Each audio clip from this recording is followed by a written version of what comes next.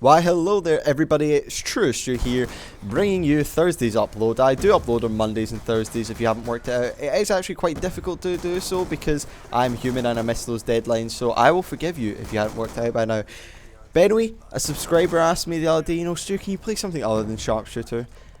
Ask and thou shall receive, my friend. Here is a game of Hardpoint, and I'm using a diamond camo shotgun. You might be thinking, Stu, you haven't uploaded any usage of your shotguns. How come you've suddenly got diamond camo? And the trick to it is play Chaos Moshpit and you'll get the diamond camo for the shotguns pretty darn easily, because it only took a couple of days and you play on very small maps like standoff slums, headquarters on Nuketown and things like that. I don't even know why I said headquarters. And hijacked and Nuketown are your big shotgun maps, and you'll get the diamond camo pretty easily. But anyway, I have been using a little bit of an alternative strategy, because the main game modes that come up are team deathmatch, domination, and they kind of come up. Domination comes up a little bit, but the big ones that come up are headquarters and hardpoint. And I've developed a strategy to capitalize on this, and it is by using the Dragonfire. And you might be thinking, Dragonfire, that thing, I've only ever used that when I prestige and I forget to unlock score streaks again. And, same for me. It might be the same for you, I don't know. But this is actually a pretty good setup to run. What you do is run the UAV and counter UAV and fly close to the ground. And that is going to help you dramatically. You'll see here, I get a number of people all spawning, and this isn't the best Dragonfire clip I've got in this gameplay. See, like, I get two, and then I get the third and the fourth. There we go. It's very good on Nuketown, especially if you fly low, because the thing is with the Dragonfire, if you fly high and kind of stationary, people are going to be able to easily shoot you down. See, I'm doing a little bit of flying high here, but that's because I want to get into the top and then come down via the staircase. Nobody expects that. But flying low and flying fast really does help in your survivability. The only disadvantage with flying low is that you'll be hit by stuff like lightning strikes and maybe bouncing betties if you're a little bit higher. But it does mean you can fly very fast and people won't be able to get you as easily.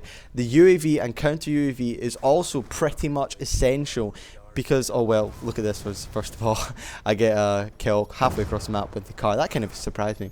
But the UAV and counter UAV is essential, because what the UAV will do, you get the minimap while you're in the Dragonfire, and that's going to allow you to try and navigate through and find people easier. But the thing with the counter UAV is it means people can't see where you are, and that is going to be crucial if you're going to last any length of time within the Dragonfire, which is also why people kind of dismiss it at first, because the first kind of score streak setup you have doesn't have a counter UAV on it, and therefore it means the Dragonfire is shot down pretty easily.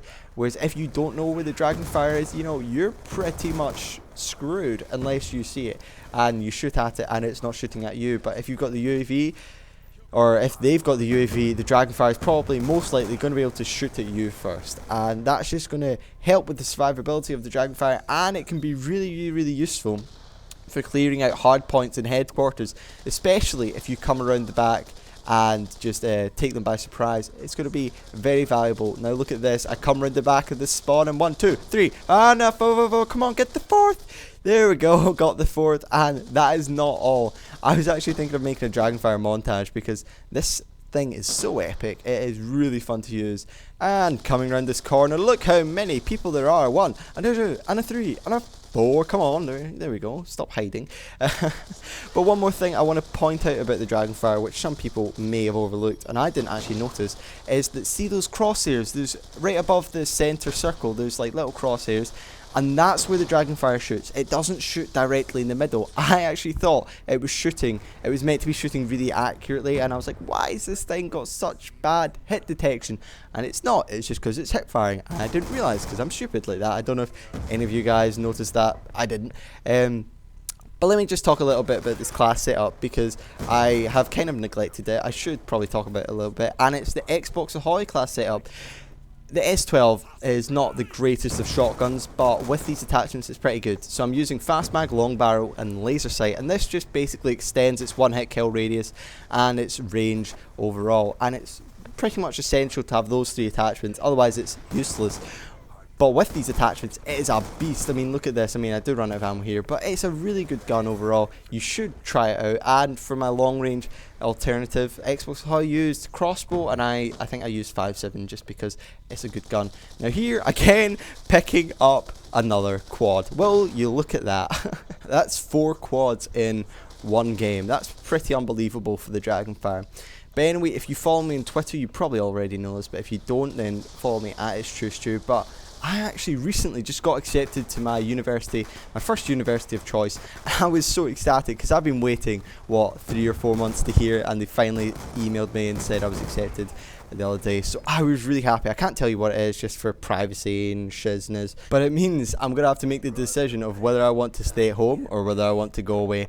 Post in the comments what your opinions of that is, because I'd be interested to hear, because I'm kind of lending myself to go away.